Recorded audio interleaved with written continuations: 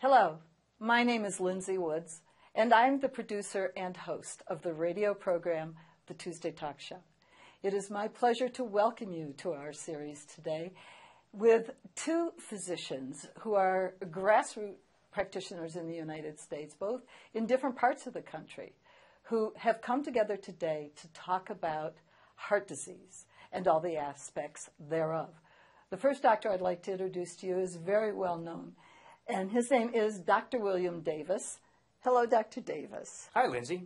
Dr. Davis is a preventional cardiologist from Milwaukee, Wisconsin. That's how you started, right? Exactly. And most recently, you have risen to national attention with the publish of your new book, Wheat Belly. Congratulations on that book. Well, thank you. But you did start out as a preventional cardiologist in Milwaukee, Wisconsin, focusing on heart disease. Exactly right, Lindsay. So it was this experience in trying to gain control over coronary disease that we measure by the simple test, the coronary calcium score that we get on a heart scan device. And it led down this path of getting smarter and smarter and more effective at understanding how this disease is caused and then how to put a stop to it. Put a stop to it, even reverse it. Thank you, Dr. Davis. And I'm glad you said that because our other guest this afternoon is an internal medicine physician out of Boulder, Colorado, Dr. William Blanchet. And Dr. Blanchet also, in a different part of the country, came to pretty much the same conclusion you did, Dr. Davis, before the two of you met, I believe, on the internet, right? On a blog site? We were introduced on theheart.org. There you go, Dr. Where someone thought that I was actually Dr. Davis because I was saying the same things as he was saying and put us together. And actually, we haven't met until just this last day, but we've communicated electronically, shall we say. So this is a very momentous meeting, actually, getting the two of you together on film in the same room. Well, I'm kind of thrilled, to tell you the truth. So am I. I'm very honored to be able to do this. Now, both of you have said that the medical community is missing something in its treatment of heart disease. What is the medical community missing, in your opinions, and what do we need to do about it?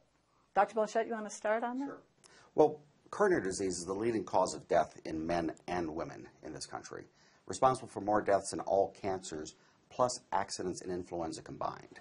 So if the medical industry is not missing something, that doesn't make sense. They have to be missing something for that to still be the case, particularly when people like Dr. Davis are seeing such a dramatic reduction in heart attacks by doing fairly simple things, not complicated interventions, not expensive procedures, fairly simple adjustments in lifestyle and diet, a few medications, and heart disease tends to disappear as an entity. In my practice, I found the same thing, where heart disease, which used to be a dominant disease among my patient population, now is a very, very rare phenomenon. And instead of dealing with coronary events every week or every month, I'm dealing with a heart attack every 3 years or so, and a coronary death that's been almost a decade. It's been a long time. We can't stop the last heart attack, but God knows we can stop the first 99. And that's what we have been able to accomplish without tremendous expense, without high technology or interventional technology. And why does heart disease remain such a bad disease when it can be controlled, when we have the tools? Dr. Davis, what's the medical community missing?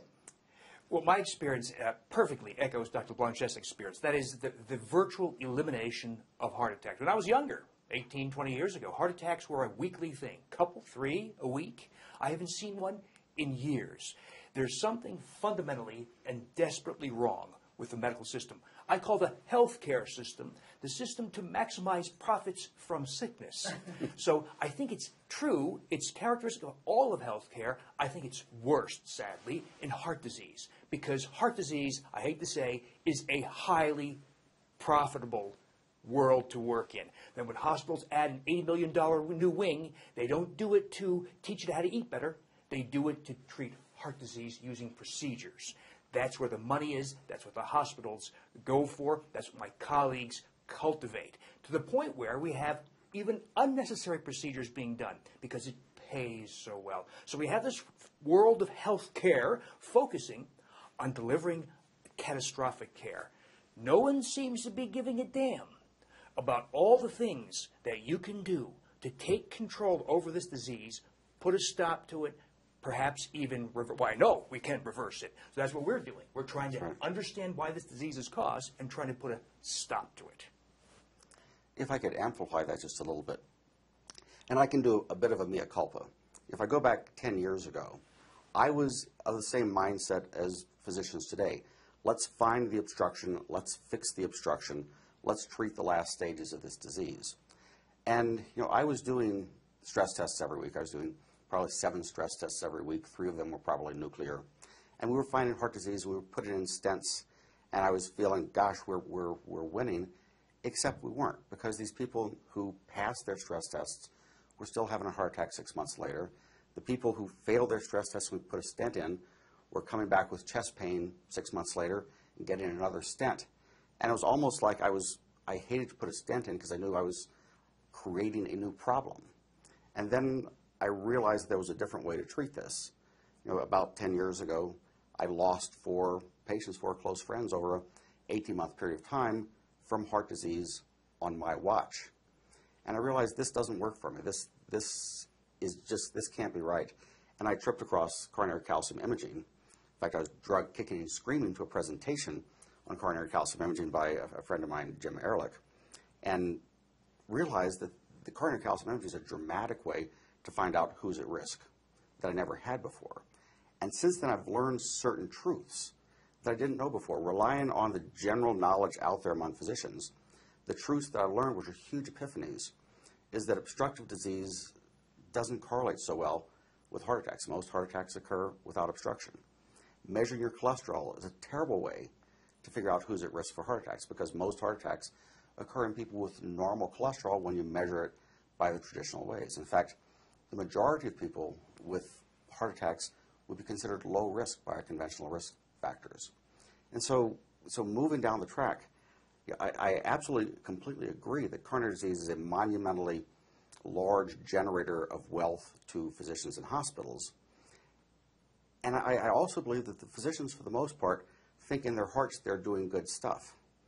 But I wish they'd take time to read the literature and realize they're doing the wrong stuff. But in the words of Upton Sinclair back in 1933, he said, it's hard to convince a man of the value of a technology when his salary is dependent upon his not understanding it. Well, coronary calcium imaging is hard to convince a cardiologist the value of it when his salary is dependent upon doing nuclear stress tests and angiograms and stents, despite the fact that the literature is not equivocal about the lack of utility of nuclear stress tests, angiograms, and elective stents. There's a role for stents among people who are actively having a heart attack. When we fail in our jobs and that rare person slips through with a heart attack, yes, let's put in a stent. But it's those 10 million nuclear stress tests that were done in this country last year that need to be stopped. And 10 million nuclear stress tests at $1,000 a test. After a while, it starts sounding like real money. And it's real money for technology that's adding no value in preventing heart attacks. So what I hear you both saying is stress tests are not necessarily the way to go for early detection of heart disease. Also, looking at cholesterol numbers, which we've all been led to believe is the end-all, is not necessarily the way to go. And both of you have mentioned the coronary calcium imaging, and that is done through heart scans. Let's talk for a moment about heart scans.